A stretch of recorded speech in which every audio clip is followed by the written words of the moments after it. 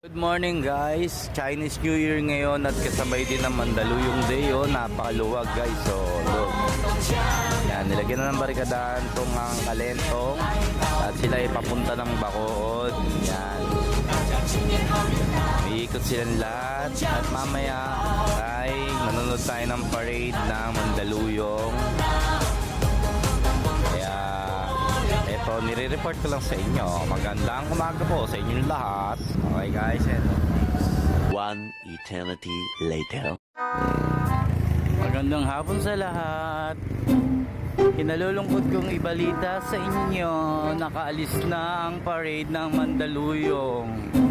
Kasi naligo ako at hindi ko na sila inaabot, as you can see.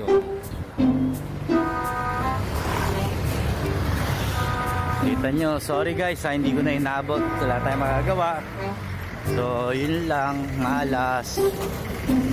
Dapat pala kanina kasi ang init lang. So bye bye.